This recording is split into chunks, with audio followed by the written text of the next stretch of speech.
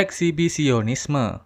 Eksibisionisme adalah sebuah perilaku penyimpangan seksual di mana penderitanya memiliki dorongan yang kuat dan berulang untuk memperlihatkan alat kelaminnya kepada orang lain dengan tujuan untuk mendapatkan kepuasan seksual.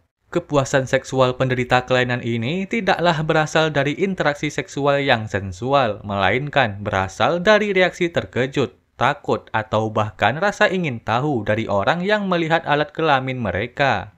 Orang dengan kelainan ini sering melakukan aksinya di berbagai tempat umum seperti taman, jalanan, transportasi umum, dan lain sebagainya. Tapi tak menutup kemungkinan orang dengan kelainan ini akan melakukan aksinya di tempat-tempat yang privat. Orang dengan kelainan ini dapat dihindari dengan cara selalu waspada terhadap lingkungan sekitar, menghindari tempat sepi dan gelap, dan tetap berhati-hati di tempat-tempat tertutup seperti toilet umum, lift, ruangan ganti, rumah teman atau saudara, dan lain sebagainya. Tapi, jika kalian tetap bertemu dengan orang yang mengidap kelainan ini, usahakan langsung menjauh dari mereka, karena kita tak tahu hal mengerikan apa yang akan mereka lakukan selanjutnya. Voyeurisme. Voyeurisme adalah kelainan seksual di mana penderitanya memiliki keinginan kuat dan berulang untuk mengintip orang lain yang sedang telanjang, membuka pakaian, atau terlibat dalam aktivitas seksual tanpa sepengetahuan dan persetujuan orang lain dengan maksud untuk mendapatkan kepuasan seksual. Biasanya, orang yang mengidap kelainan ini akan mengintip melalui jendela rumah, kamar mandi pribadi, kamar tidur, atau bahkan toilet dan ruang ganti umum. Tapi di masa sekarang, orang yang mengidap kelainan ini bisa mengintip orang lain dengan cara yang lebih sulit untuk diketahui, seperti menggunakan drone, memasang kamera tersembunyi, atau bahkan meretas kamera CCTV orang lain. Meskipun sulit, perilaku penyimpangan ini dapat sedikit dihindari dengan cara sebagai berikut. Pertama, pastikan jendela dan pintu selalu tertutup rapat dan terkunci, terutama pada malam hari atau saat sedang melakukan aktivitas pribadi atau intim. Kedua, tutup semua celah kecil di rumah kalian yang berpotensi menjadi tempat mengintip seperti di jendela, pintu, atau bahkan dinding.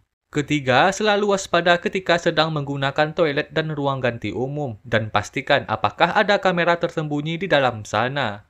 Keempat, selalu waspada ketika sedang berada di tempat penginapan dan pastikan apakah di kamar tidur, kamar mandi, atau area pribadi lainnya terdapat kamera tersembunyi. Pedofilia. Pedofilia adalah ketertarikan seksual yang kuat dan persisten terhadap anak-anak yang belum mencapai usia pubertas. Ketertarikan ini bersifat menyimpang dan dapat mendorong penderitanya untuk melakukan tindakan pelecehan seksual terhadap korbannya. Kelainan ini sangat mengerikan karena penderitanya dapat mengeksploitasi kepolosan dan kerentanan anak-anak.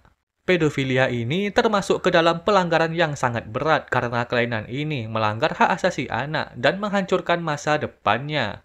Dan perlu diingat, orang yang melakukan tindakan pedofilia ini tak selalu berasal dari orang asing, tapi juga bisa berasal dari orang terdekat seperti tetangga, saudara, kakek, paman, atau bahkan orang tua si anak. Hebefilia. Hebefilia adalah ketertarikan seksual yang kuat dan persisten terhadap individu yang berada pada masa pubertas atau awal remaja usia 11 hingga 14 tahun. Orang dewasa yang mengidap kelainan ini akan memiliki dorongan seksual yang kuat dan mungkin saja tidak terkontrol ketika melihat anak-anak yang masih berusia awal remaja. Kelainan ini juga sangat mengerikan karena dapat membuat pengidapnya melakukan hal-hal seperti tindakan pelecehan, eksploitasi anak, atau bahkan penculikan anak. Dan perlu diingat, orang yang melakukan tindakan hebefilia ini tidak selalu berasal dari orang tak dikenal, tapi bisa saja berasal dari orang-orang terdekat seperti guru, saudara, paman, kakek, atau bahkan orang tua si anak. Sadisme seksual. Sadisme seksual adalah kelainan seksual yang membuat pengidapnya merasakan gairah yang intens dan berulang ketika melakukan hal-hal seperti mengikat, mempermalukan, atau mendominasi orang lain. Orang yang mengidap kelainan ini bahkan bisa memukul, mencambuk, atau melakukan tindakan lainnya yang dapat menyebabkan rasa sakit fisik maupun psikologis pasangan atau korbannya. Kelainan ini akan sangat berbahaya apabila pengidapnya melakukan aksinya tanpa persetujuan pasangannya atau bahkan melakukan aksinya kepada orang random atau orang tak dikenal. Masokisme seksual. Masokisme seksual adalah kelainan seksual yang membuat pengidapnya merasakan gairah yang intens ketika diperlakukan kasar, dipukul, diikat, dipermalukan, atau dibuat menderita. Karena melibatkan kekerasan, kelainan ini sangat berpotensi menimbulkan kerusakan pada fisik maupun mental penderitanya. Kerusakan itu dapat berupa luka, lembam, menimbulkan trauma, depresi, atau bahkan dapat merusak harga diri. Orang yang mengidap kelainan ini berpotensi untuk disembuhkan atau dikelola apabila pengidapnya mau untuk berubah dan bersedia berkonsultasi ke psikiater yang berfokus menangani kelainan seksual. Fetisisme. Fetisisme adalah kelainan seksual yang membuat pengidapnya memiliki ketertarikan seksual yang kuat terhadap benda mati atau bagian tubuh tertentu seperti pakaian dalam, sepatu, kaki, rambut, atau bahkan ketiak. Bagi sebagian orang, fetisisme ini mungkin hanya dianggap sebagai preferensi seksual yang tidak menimbulkan masalah. Namun, dalam kasus tertentu, ketika fetis ini menjadi sangat kuat, ketidakmampuan untuk memenuhinya berpotensi menimbulkan efek negatif seperti stres, kecemasan hebat, atau bahkan depresi bagi pengidapnya. Dan tak berhenti sampai di situ, fetis yang terlalu kuat bahkan dapat menjadi pemicu tindakan kriminal seperti pencurian benda yang dijadikan fetis hingga kasus kekerasan seksual dalam upaya untuk memuaskan hasrat dari fetisnya. Orang dengan kelainan ini berpotensi untuk diobati atau dikelola apabila pengidapnya mau untuk berubah dan bersedia berkonsultasi ke psikiater yang berfokus menangani kelainan seksual. Froteurisme. Froteurisme adalah kelainan seksual di mana penderitanya akan merasakan kepuasan seksual yang intens ketika mereka menyentuhkan atau menggosokkan alat kelamin mereka ke orang lain. Perilaku menjijikkan ini biasanya dilakukan di tempat umum yang ramai, di mana pelaku terlebih dahulu akan berbaur ke dalam keramaian, dan setelah melakukan aksinya, mereka akan langsung melarikan diri. Tindakan froteurisme ini dapat dihindari dengan cara selalu waspada di tempat umum dan menjaga jarak dari orang tak dikenal, terutama pada kondisi padat atau banyak orang. Tindakan froteurisme ini sering terjadi di transportasi umum, konser atau acara publik, pasar, lift, atau bahkan di eskalator.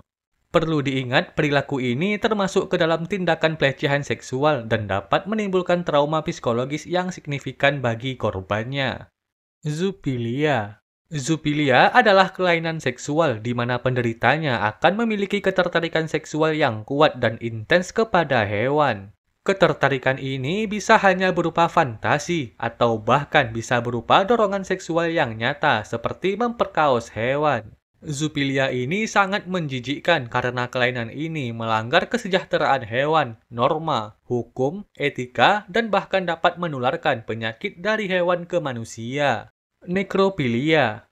Nekrofilia adalah kelainan seksual di mana pengidapnya memiliki ketertarikan seksual yang intens dan berulang kepada mayat.